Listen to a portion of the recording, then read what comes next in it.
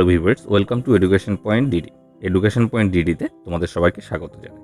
আজ এই ভিডিওতে আমি ক্লাস 8-এর লেসন নাম্বার 12 সাম 1 তার অ্যাক্টিভিটিগুলো আলোচনা করব। ওকে, ভিডিওটা তোমরা মনোযোগ সহকারে শেষ পর্যন্ত দেখবে এবং যদি ভিডিওটা দেখার পর ভালো লাগে তাহলে অবশ্যই একটা লাইক করবে এবং বন্ধুদের মধ্যে শেয়ার করবে। ওকে, আর আমার চ্যানেলে নতুন হলে চ্যানেলটি সাবস্ক্রাইব করতে ভুলবে না। তাহলে দেখো, শুরু করছি। অ্যাক্টিভিটি 1-এ দেখো, টিক দ্য কারেক্ট অল্টারনেটিভস, অর্থাৎ দেওয়া বিকল্পগুলোর মধ্যে তোমাদের সঠিক উত্তরটা বেছে নিতে হবে। তার মানে তোমাদের এমসিকিউ টাইপের কোশ্চেন এটা। 1 নম্বরে দেখো, দ্য ডোর ওয়াজ, ওকে, দরজাটা ছিল, দরজাটা কেমন ছিল? স্মল, মানে বি নাম্বারটা অ্যান্সার হবে।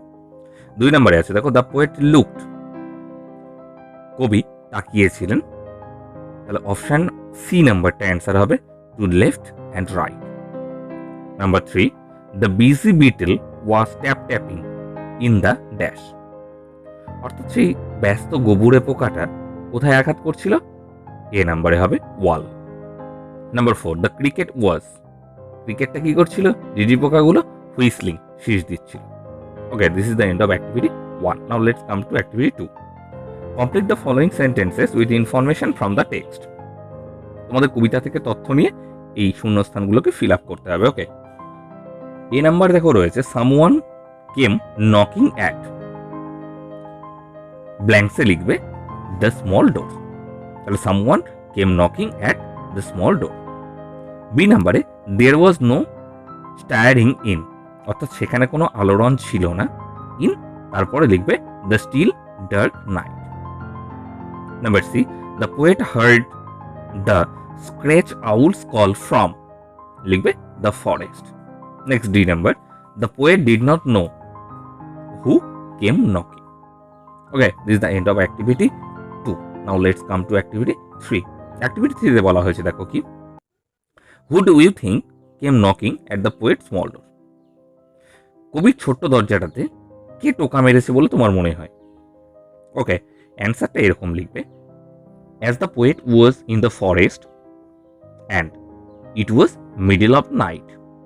যেহেতু কবি বনভূমির মধ্যে ছিলেন, অরণ্যের মধ্যে ছিলেন এবং এটা ছিল মধ্যরাত্রি, he was greatly influenced by the atmosphere, তিনি এই পারিপার্শ্বিক পরিবেশ থেকে যথেষ্ট আলোড়িত হয়েছিলেন। There was no one when he opened the door, যখন তিনি দরজা খুলেছিলেন তখন সেখানে কেউ ছিল না। So I think it was his imagination, তাই আমার মনে হয় এটা তার একটা কল্পনা। ওকে, নাম্বার 4-এ দেখো, fill in the following chart with information from the text.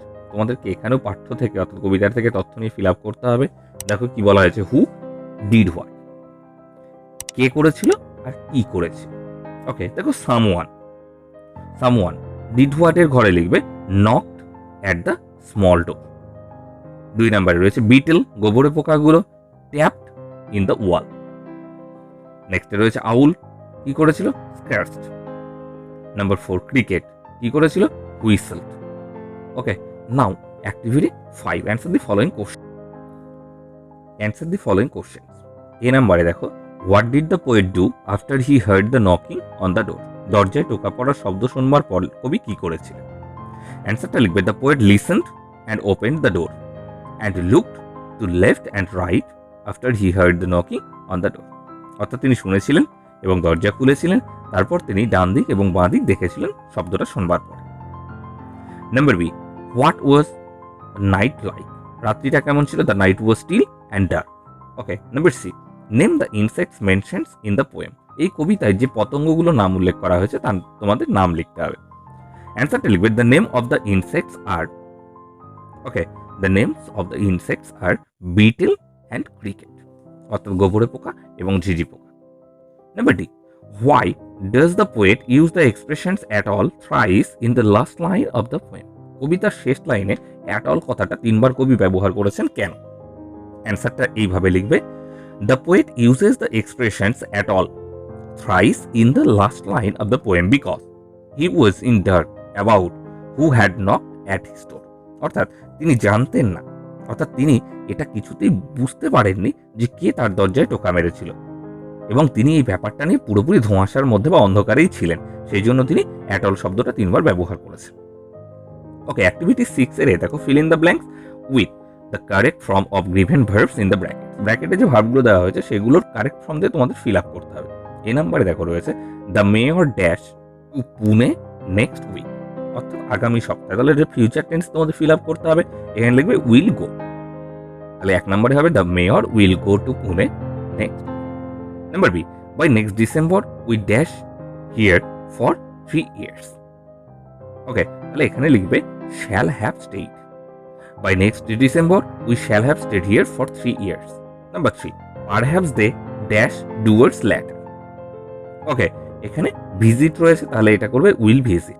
Perhaps they will visit Dooars later. Number 4, the boy dash television since morning. এখানে হবে হ্যাজ বিন ওয়াচিং, অর্থাৎ এটা প্রেজেন্ট পারফেক্ট কন্টিনিউয়াসে করবে the boy has been watching television since morning. Activity 6 এর B দেখো, in the following sentences underline the phrases and state what kind of phrases they are. তোমাদেরকে যে সেন্টেন্সগুলো দেওয়া রয়েছে সেখানে ফ্রেজগুলো আন্ডারলাইন করবে আর সেটা কি ধরনের ফ্রেজ সেটা লিখবে। 1 নম্বরে দেখো he wanted to speak to his teacher. Okay, এখানে দেখো টু হিজ টিচার, এটুকু একটা ফ্রেজ রয়েছে, এটা noun phrase.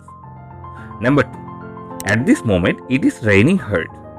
Okay, at this moment এটা হবে adverb phrase. Number 3, to do well in the competition is my aim. Okay, to do well in the competition এটা হবে নাউন ফ্রেজ। নাম্বার 4 এ দেখো they live in a house made of wood, এটা হবে made of wood, এটা হবে adjective phrase.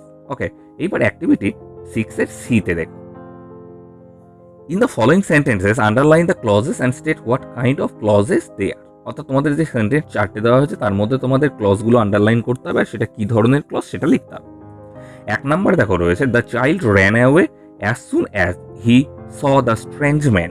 ওকে, তাহলে দেখো দ্য চাইল্ড র্যান অ্যাওয়ে, এইটুকু অংশ প্রিন্সিপাল ক্লজ, অর্থাৎ বাক্যের মধ্যে এইটুকু অংশ স্বতন্ত্রভাবে নিজের ইচ্ছেটা বা নিজের অর্থটা প্রকাশ করতে পারছে, তার উপর নির্ভর করে আছে। দেখো as soon as she saw the strange man, এটা হবে অ্যাডভার্বিয়াল ক্লজ, অর্থাৎ সাবঅর্ডিনেট ক্লজ। সাবঅর্ডিনেট ক্লজ 3টে ভাগ রয়েছে, adjective clause, noun clause, adverb clause. Okay, তাহলে এটা হবে হচ্ছে তোমার কি, এটা হবে অ্যাডভার্বিয়াল ক্লজ। ওকে, নাম্বার 2 তে দেখো I saw an old woman who was carrying a child. এখানে হবে I saw an old woman, এটা হবে principal clause, who was carrying a child, এটা হবে relative clause. Number 3, the dog follows his master wherever he goes. এখানে the dog follows his master, এটা হবে principal clause, আর wherever he goes এটা হবে অ্যাডভার্বিয়াল ক্লজ। এটা হচ্ছে অ্যাডভার্বের মতো কাজ করছে বাক্যের এই অংশটা, সেই জন্য। Okay, number 4, we all thought that it would not rain today.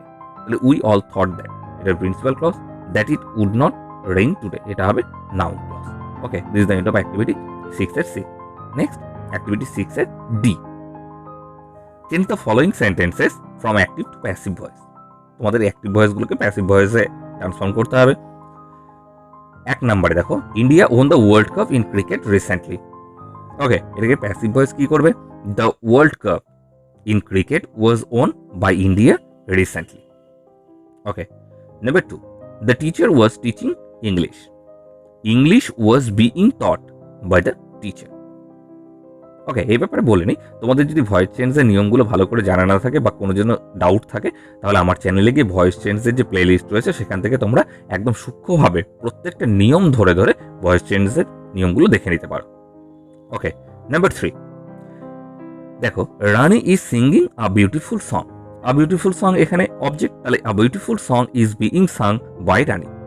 Number 4, the wind blew away the rooftop of the houses.